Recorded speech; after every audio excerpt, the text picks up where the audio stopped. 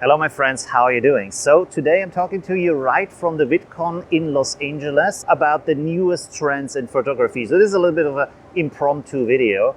And a lot of that is of course about the Metaverse, which sounds very strange at the moment, but when you understand a little bit more about what it is, it becomes more clear. For example, a big thing that is coming or is already here basically are these AR overlays that you can use on Instagram. But when you think about what I'm creating for you with these overlays that create light beams or sunshine or all these kind of different things, they are overlays too, but these AR overlays that you can create with software that is coming from Instagram, from Adobe, from different other sources, this is applied live to the photo while you're taking it. Now, a lot of that is used for doing goofy things that are like processed on your head, on your body to just make it more fun. But I can really imagine to do the same thing, but with the landscape, with building, stuff like that, to maybe add text to that in real time or other kind of effects that you just want to have on there, or even exchange backgrounds in real time, like Luminar does right now, like a sunset, even though there is no nice sunset or a better sky, stuff like that. So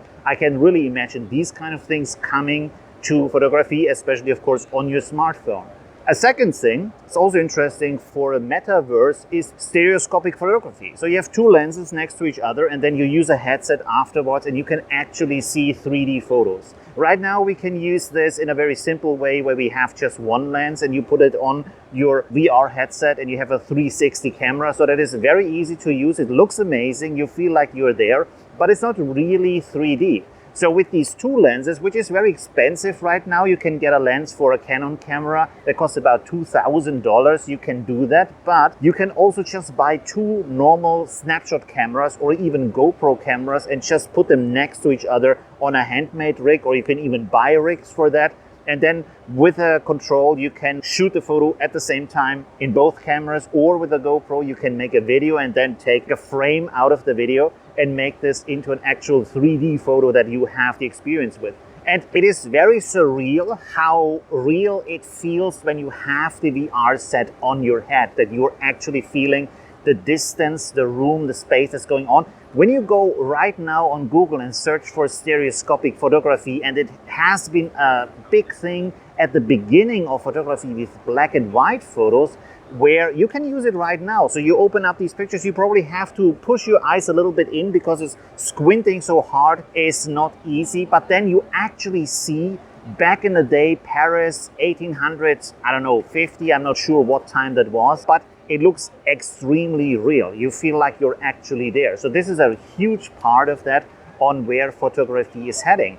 Of course, another topic is NFTs. I don't know what they are. Maybe you know what they are, but they are a big thing. And one thing is that they are also, in a cultural way, interesting. Not what you can do with a photo, but in the sense of where it can take photography and especially selling photos. Because who is buying a photo book these days, right? Where can you actually sell or buy photos or photo collections, stuff like that? So an NFT can give you that possibility, but it can also connect you to other things that are connected to the NFT, like for example, live events, invite into a group, kind of special access, or things that only you see. For example, you buy a photo as an NFT, but then you also get the background information, behind the scenes stuff, things like that. Now, I'm not saying you need to do this through an NFT. You can do this with traditional means as it is right now, but it's just like a trend thing. And it is something that maybe brings more customers, more eyes, more interest, more exposure to your photography. So it's still worthwhile to think about these things, because you always, as an artist, try to find the place where most people pay attention to your art, so you can share your passion and your dream and your love for photography with them. So using NFTs for that is actually a good thing, right?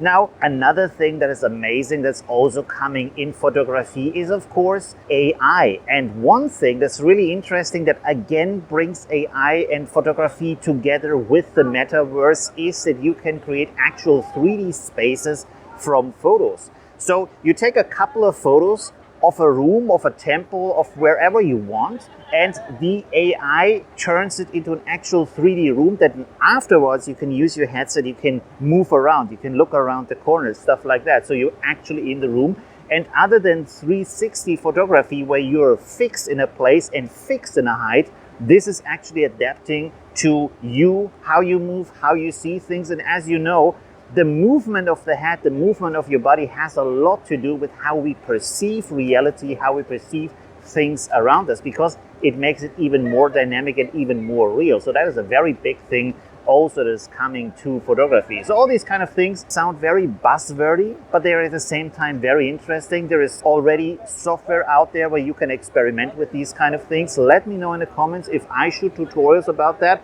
if I should show you these software tools, where you can find them, how to use them, because basically it's the future of photography where it's heading.